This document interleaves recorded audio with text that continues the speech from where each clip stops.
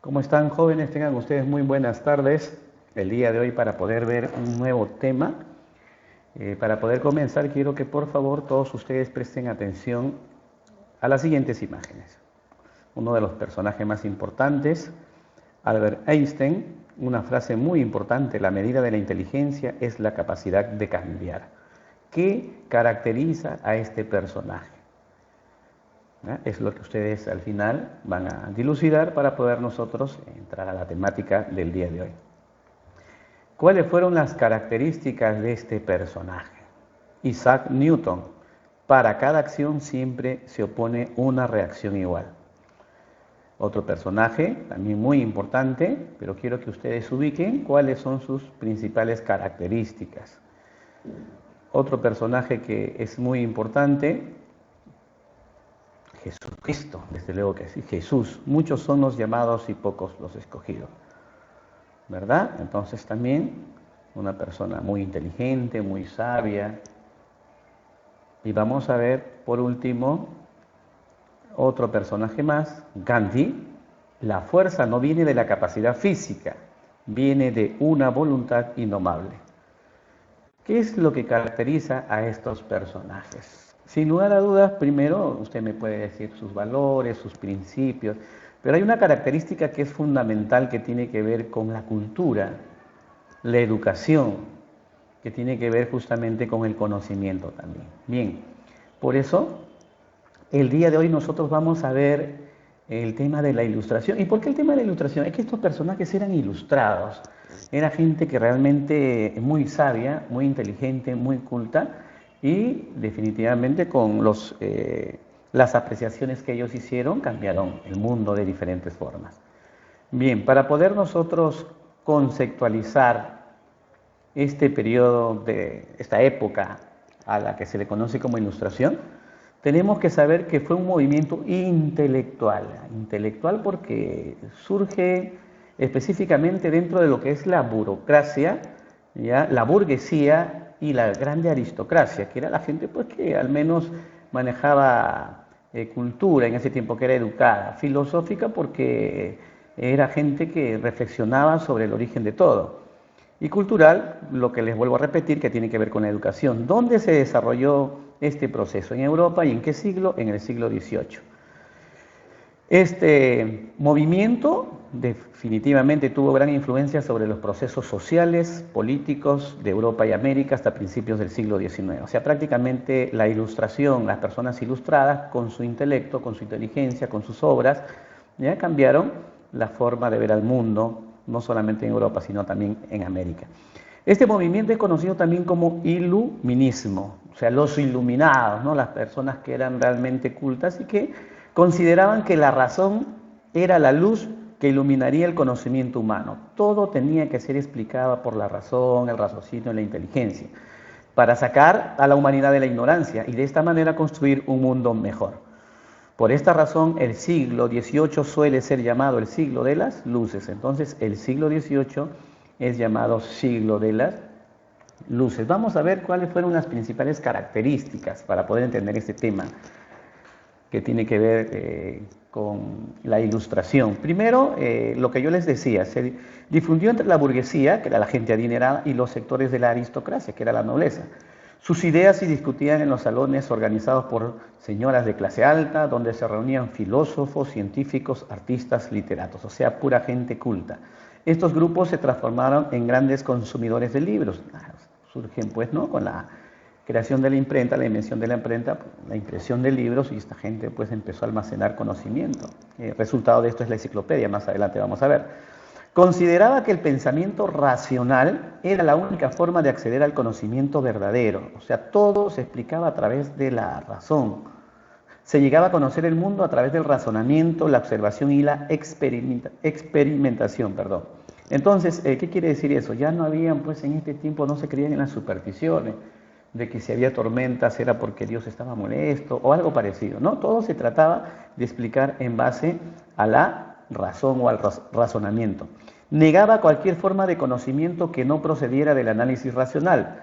Por eso consideraba las creencias populares y la religión como meras supersticiones. Estaba en contra de las supersticiones, ¿no? Entonces, creencias populares y la religión para ellos eran meras supersticiones. En un contexto en el que la categoría de las personas estaba determinada por su origen familiar, sostenía que todas las personas nacían iguales y tenían derechos naturales. Recuerden que estos personajes fueron prácticamente los que originaron dos principios básicos, que de ahí se convirtió en una corriente muy utilizada en Europa y que llegó acá hasta América, ¿no? Que es el liberalismo. El liberalismo se basaba en dos principios que vamos a ver más adelante, que es la libertad y la igualdad.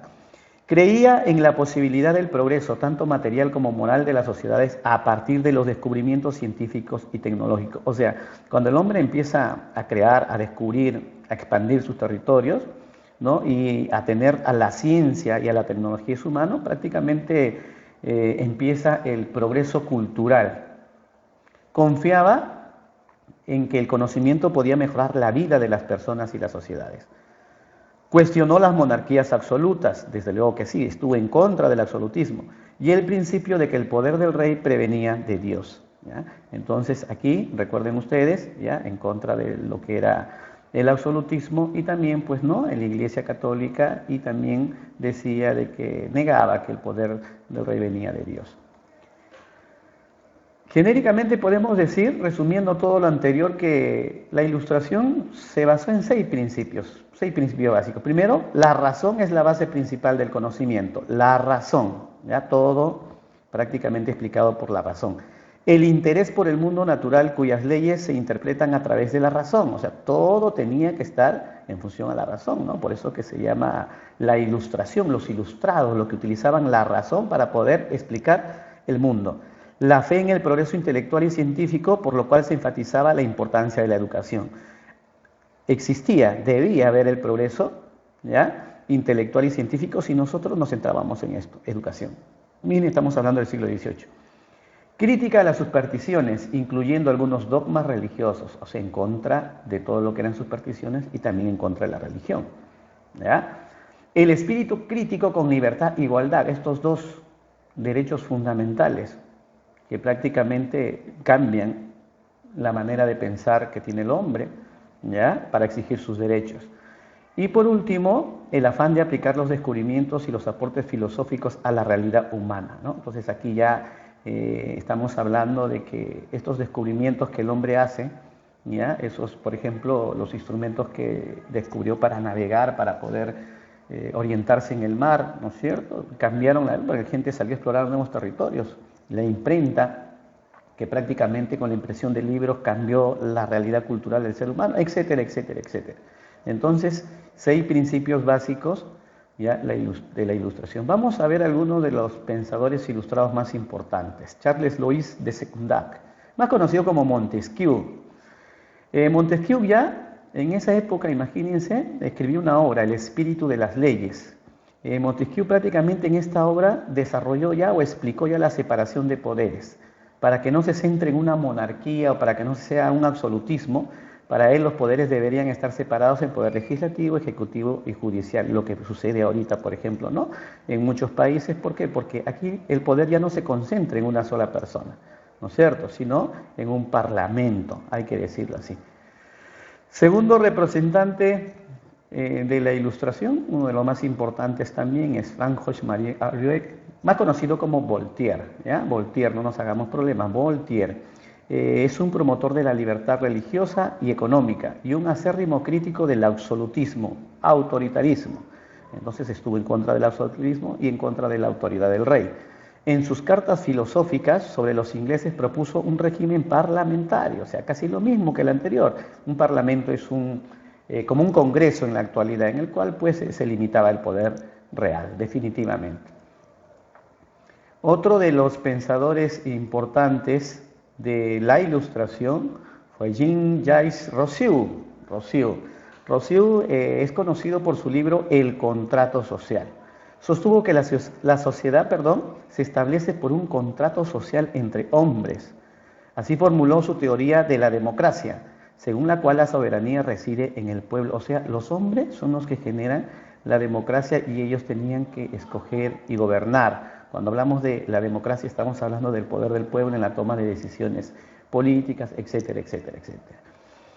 Otro de los pensadores de la Ilustración. Ya este señor es prácticamente uno de los que consolidó lo que nosotros conocemos como la palabra enciclopedia. En el día de hoy, enciclopedia es un conjunto de libros ordenados con diferentes temáticas en ese tiempo de todos los avances.